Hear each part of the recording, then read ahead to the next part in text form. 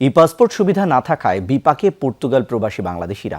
দেশ থেকে ই পাসপোর্ট নিয়ে পর্তুগালে গিয়ে অনেকেই সেই পাসপোর্ট হারিয়ে ফেলেছেন।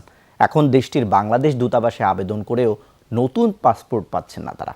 এমন পরিস্থিতিতে বৈধ হওয়া, বাড়ি ভাড়া, চাকরি সহ নানা ক্ষেত্রেই ভোগান্তিতে পড়তে হচ্ছে প্রবাসীদের। পর্তুগাল থেকে সহকর্মী জহুরুল ইসলাম মুনের প্রতিবেদনে বিস্তারিত। সাধারণ মানুষের ভোগান্তি দূর করতে পাসপোর্ট সেবা আরও সহজ করার লক্ষ্যে ই পাসপোর্ট চালু করেছে বাংলাদেশ সরকার। তবে সব দেশের দূতাবাস থেকে প্রবাসীরা এখনও এই সুবিধা পাচ্ছেন না, আর তাতে অনেককেই পড়তে হচ্ছে নানা ভোগান্তিতে। সহজ ইমিগ্রেশন নীতি এবং দ্রুত অস্থায়ী ও স্থায়ী নাগরিকত্ব পাওয়ার সুবিধা থাকায় ইউরোপের দেশ পর্তুগালে বাংলাদেশের সংখ্যা ক্রমেই বাড়ছে। দূতাবাসের তথ্য বলছে, দেশটিতে বসবাস অন্তত 20,000 বাংলাদেশির, যার মধ্যে 3,000 ই পাসপোর্টধারী। প্রায় 500 প্রবাসী ই পাসপোর্ট হারিয়ে পড়েছেন বিপাকে। ই পাসপোর্ট সেবা না থাকায় নতুন পাসপোর্টের জন্য দূতাবাসে আবেদন করেও লাভ হচ্ছে না। এমনকি ই পাসপোর্টধারী হয় আগের মেশিন রিডেবল পাসপোর্টেও তাদের নিতে পারছে না দূতাবাস।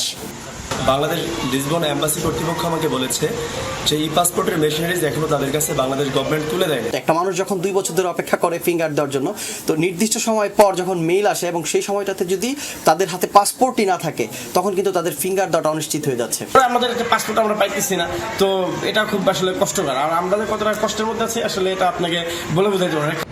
এমন পরিস্থিতিতে পদে পদে প্রবাসীদের ভোগান্তিতে পড়তে হচ্ছে। পাসপোর্ট না থাকায় বৈধ হওয়ার আবেদন করতে পারছেন না তারা। বৈধ পথে রেমিটেন্স পাঠাতে গিয়েও পড়তে হচ্ছে অসুবিধায়। তাই অনেকেই ঝুঁকছেন হুন্ডিতে। নানান সমস্যার দিকে এখন ভুক্তভোগী আমি পাসপোর্টের কারণে আমি বাসা সিট নিতে পারছি না, একটা ব্যাংক অ্যাকাউন্ট করতে পারছি না।